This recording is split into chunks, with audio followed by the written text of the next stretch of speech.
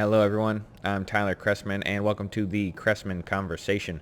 Today we're going to be talking about NASCAR banning the Confederate flag at all its events. Is it good? Is it bad? Is it useful at all? Let's talk about it. Now before we start, allow me to say this. Forget the Confederate flag.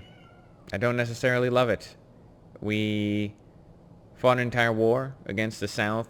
When they seceded from the Union, we fought that flag with the American flag.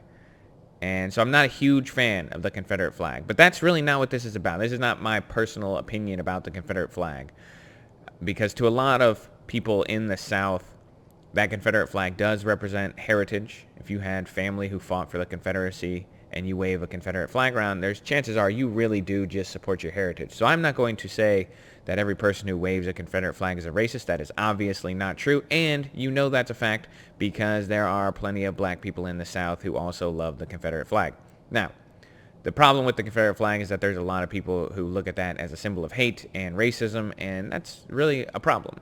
I think that's a large problem, and the Confederate flag is tied so closely with the history, ugly history of slavery, that it's an issue. So I get it. But this video is not about that. It's not about my personal views on the Confederate flag. What this video is about is whether or not banning things is good, is a general principle. Now, NASCAR is a private corporation. Private corporations can do whatever they want. I have no say in the matter, and I have no problem with them banning it in terms of, is it within their rights to do it? Of course it is. Again, private corporation can do what they want. I'm not a shareholder in NASCAR. I don't own a car in NASCAR. I don't have any say in the matter. I'm not even a fan of NASCAR, if we're going to be honest. I don't, it's not my sport. Not my sport of choice.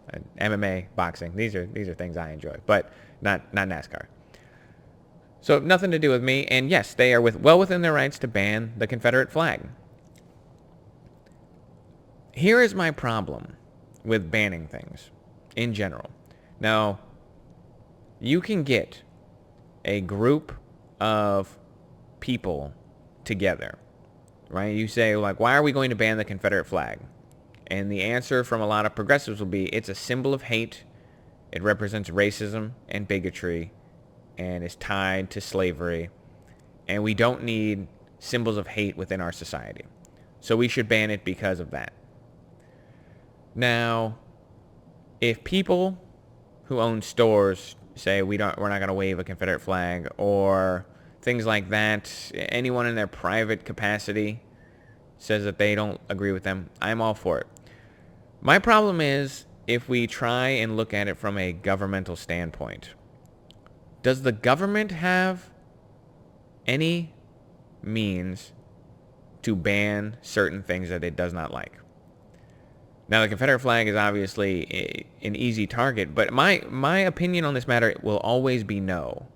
No, absolutely not. We can't ban the Confederate flags. We can't do it. And here is exactly why. My standard will always remain the exact same on this issue.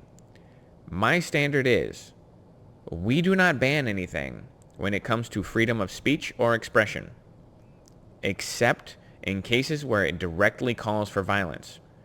You are not allowed to threaten people, to say, I'm going to punch you in the mouth, I'm going to blow up a building, I'm going to harm X, Y, or Z. You're not allowed to do this. That is already illegal. Everything outside of that, I really am very, very hesitant to ban. I guess actually libel and slander. Those are the other things that you can definitely say are against the law when it comes to freedom of speech. You're not allowed to be willfully misleading in print if you are a publisher, for example. And you're not allowed to tell lies to people that you know to be untrue to slander someone's reputation. In a public sense, you do it behind people's back all the time. Gossip's not illegal, but in a public sense, when there are actually crimes against us, and probably for good reason. Other than that, my standard is very consistent. And the thing that's nice about my standard when it comes to freedom of speech is that it is as objective as you can be. My standard is speech should be legal unless it directly calls for violence. That doesn't mean we're going to outlaw speech that might imply violence, or that you think might be hateful, or that you say could incite violence. Because to incite violence to me is very specific. If you stand up in front of a large group of people and say, we need to burn this store down, and then someone burns the store down, that's inciting violence. But if you stand up in front of a group of people and say, I think that this group of people is bad, okay, that might be terrible. You might be a bigot. You might be an awful person. It's not really inciting violence. And so it's a slippery slope argument here that I'm making. I think that the banning of certain things is a slippery slope to tyranny. The Confederate flag is just a prime example. And here's the problem with the standard that people who want to ban the Confederate flag have. It is a subjective standard, and subjective standards should be avoided at all cost. If you say, we're going to ban symbols of hate that we disagree with that represent violence against people, okay.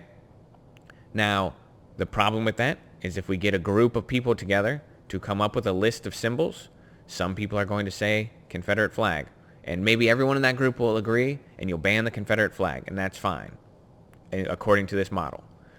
However, that group goes away, and then we say, now it's time for a new group, and we put a new group in there. And the new group is going to come up with different symbols that they don't like, and then they're going to want to ban those symbols. And so maybe they're like me, and they think communism is evil, and they want to ban the hammer and sickle, and then that's banned. And we go on and on and on, and this subjective standard pits people against each other in a way the objective standard does not. My standard doesn't do that. My standard grants equality to everyone.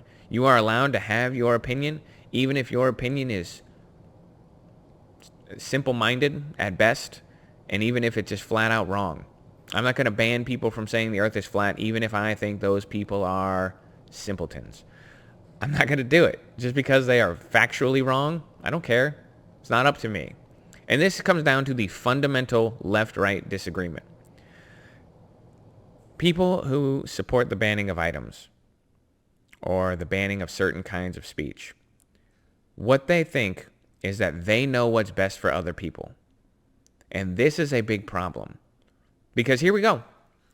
Those people who know me personally knows I am not one to shy away from my ego. I tend to be a little full of myself sometimes. It's a problem. I know.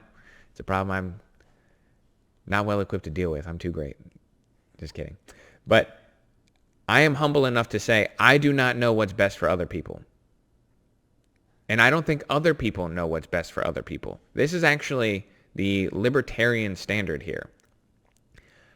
I think if I was put in charge, I would not know what's best for your life. And if you were put in charge, you don't know what's best for my life. So my ideal world is a world in which the government leaves that up to people as much as they can. So I go into power and I say to myself, I think that the Confederate flag is evil. I don't like it. I think it is too closely tied to slavery, and we fought a war against that flag. I don't love it. I wouldn't ban that flag because it's not up for me to decide what is and is not appropriate in the public square for public discourse. And I think that the best way to combat bad ideas is with good ideas. It's not with banning the bad ideas. When you ban the bad ideas, you send them underground and you allow them to grow in darkness. And when you don't know that they grow, that's when they become a problem. Sunlight is the best disinfectant, is always my motto. It always will be. Because I think that it's better that we're confronted full in the face with bad ideas. And again, not talking about the Confederate flag. I'm talking about anything in general that people are inclined to ban. I would rather hear it on the street than never hear it at all and be unaware that it exists. I want to know about the problems. So my standard is simple. If you're not articulating violence in a direct manner, you're not threatening people directly, you're not calling or inciting a riot, then I'm not going to ban your speech. I don't ban flags I don't agree with. I don't burn books I don't read. I don't ban people from speaking even if I find them reprehensible. I would not do these things because I don't think I am so elite or so much better than the rest of the world that I should make those calls. It's not up to me. It's not up to a group of us. No one person is a better moral arbiter than yourself when it comes to your situation. We don't just get to pick and choose how other people should live their lives. And this is the standard by which I live my life in almost all regards. I don't agree that we should deplatform people. And I think that it's a big issue with the left, where the ACLU used to defend Nazis marching through Spokane. And now they would never do that today. And I think that's a problem. Obviously, the Nazis are probably the most evil group that's ever lived. I think most people would agree with that. There might be some other contenders up there, but definitely one of them, top 5 for sure. Should the Nazis be able to march through Illinois if they want? Yeah, I think so. As much as I might detest them and their philosophy and find them repellent, yeah, I don't get to say that they don't have the right to do it. And again, even if you're spouting racism, even if you're spouting prejudice against certain people, even if you're just factually wrong, I don't get to just say you're not allowed to speak. You're not allowed to wave your flag. You can hold up your copy of Mein Kampf. I'm not going to throw it in a pile of burning books. And so that's the biggest divide that we need to get over. Again, NASCAR, going back to our original problem here, NASCAR is a private corporation. They can do whatever they want. So I have no problem with them banning the Confederate flag at their events. They are well within their rights to do that. I would have a problem when governments start doing that. So watching the Marine Corps and the Navy start to come down on symbols, okay, I'm a little skeptical about that. That's a little bit different, being that military installations probably shouldn't have allowed that in the first place. Again, they fought a war against that flag, so it'd be like putting communist, like the hammer and sickle on, your workspace while you work for the army. Seems like you're undermining the system from within a bit. So again, military installations, it's a little different. But if the government came out and said, we're going to ban you from being able to carry the Confederate flag in a state park, I don't know, something just off the top of my head, an example, or a national park, we're going to ban it. Well, then I have a big issue, because then you're criminalizing freedom of expression. And that is a gigantic problem. And it's one I think we all need to be skeptical about. If you think that you know what's best for other people, I will encourage you to think about it and try and learn that you do not. Because it just takes a bit of humbleness. And the problem with people on the far progressive side today is that they're not that humble. They think that they know better than everyone else. You tend to be your wealthy, educated, Ivy League elites.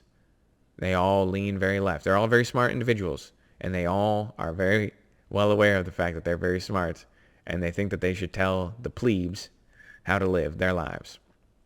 You know me, I'm just a firefighter. I don't pretend to know better than anyone else. I just have some opinions about things. And I think that other people should be entitled to their opinions as well. My opinion isn't the only one that matters. My opinion isn't more important than anyone else's, except in the regards of some people listen to it. And so I think we're going to leave it there today. This one's a brief one, but it is important. And it is important to realize that this kind of stuff is actually a fundamental breakdown between left and right as it stands today. And free speech used to be a left issue. The free speech movement flourished in Berkeley in the 1960s. This defense, you should be able to say what you believe. It's in our Constitution. It is our fundamental right. It's number 1 in the Bill of Rights, freedom of speech, the most fundamental right we have. And today, you can't even lean slightly right of center and speak on the campus of Berkeley because the progressives think that violence and speech are the same thing. This asinine idea that words are physical violence against other people. That is spoken from a place of people who have never experienced hardship in their life. Anyone who holds that philosophy has never actually struggled in their life. That's just a personal opinion. That if you think that speech is violence, you've never experienced violence in your life. We are going to leave it there today. I have a book of the week this week just because this topic is perfect for it. Ray Bradbury's Fahrenheit 451. Oh my gosh, I'm blanking on it right now. 451, I think. 451. It's been a long time since I read it. It's been probably 8 or 9 years, but it is a good book. He one time said it's not actually about freedom of speech, and was told he was wrong. This is a little anecdote. He was at a college, and he said he didn't actually write the book as a defense of free speech. He wrote it for another reason. And one of the students said, no, I think you're mistaken. Talk about how smug do you have to be to tell the author of a book that he's wrong about what he wrote it for. But Fahrenheit 451, go and check it out if you've never read it. It is a good book. I've never read another Ray Bradbury book. I feel like I should. He's probably written other good things. I don't know why that's the only one I've ever read. But we'll go check that out. We are going to leave it there today. I hope everyone has a fantastic day, and we'll be back here soon. I'm Tyler Chrestman, signing off.